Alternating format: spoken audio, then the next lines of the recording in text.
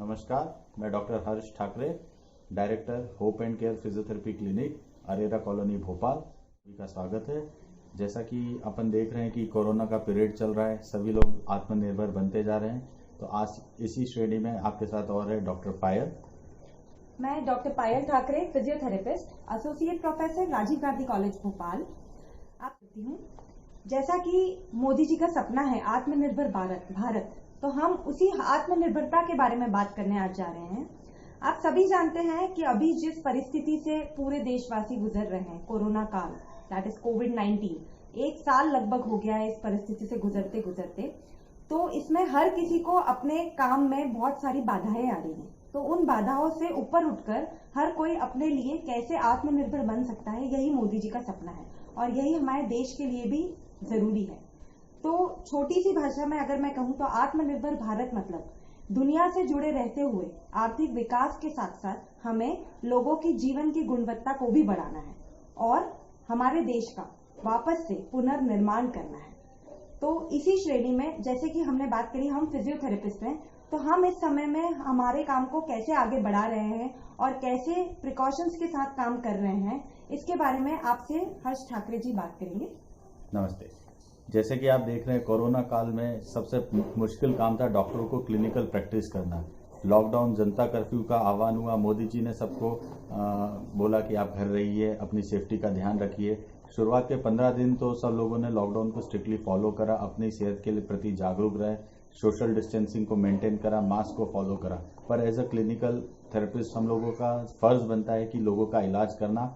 उन लोगों का इलाज करते करते कहीं ना कहीं हमें ये सब ध्यान रखना है कि कहीं ना कहीं हम उन्हें इन्फेक्ट ना करें या हम उनसे इन्फेक्ट ना करें, क्योंकि अगर एसिम्प्टोमेटिकली हम उन्हें इन्फेक्ट करते हैं तो ये कम्युनिटी स्प्रेड होने का डर लगता है।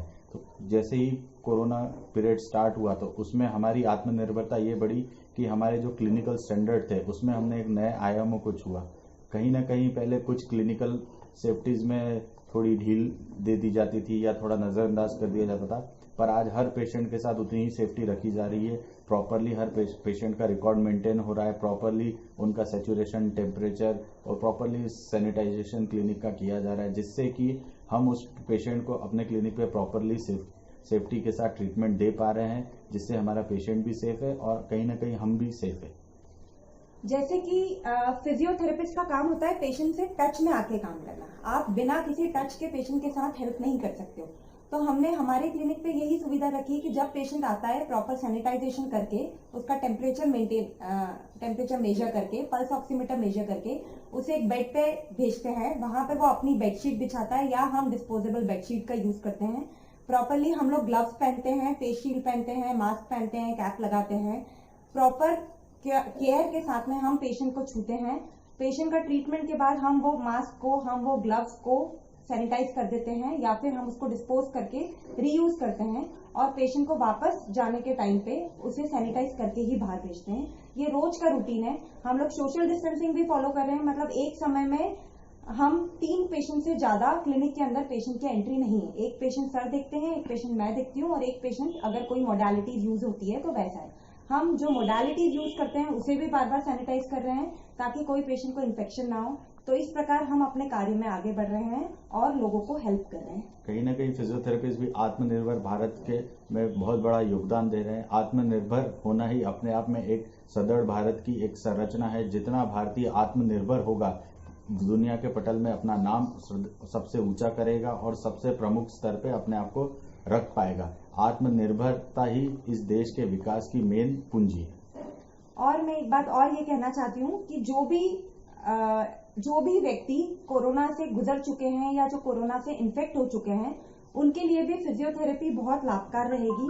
तो वो कृपा करके अपना लंग वॉल्यूम, अपना लंग कैपेसिटी मेंटेन करे। उसके लिए वो balloon blowing exercises, incentive spirometer exercises, कुछ ब्रीदिंग एक्सरसाइजेस, ऐसी एक्सरसाइजेस फॉलो करें ताकि उनकी लंग कैपेसिटी, उनका ऑक्सीजन सैचुरेशन बढ़े। इसी बात को मैं और पूरा करता हूँ। कोरोना में क्या होता है, ये एक इन्फ्लामेटरी डिसीज है। इसके अंदर लंग्स के जो एल्वुलाइज है उसमें इन्फ्लामेशन के कारण स्वेलिंग आ जाती है। स्वेलिंग के कारण कहीं ना कहीं आपके ऑक्सीजन का सैचुरेशन डाउन होने लगता है।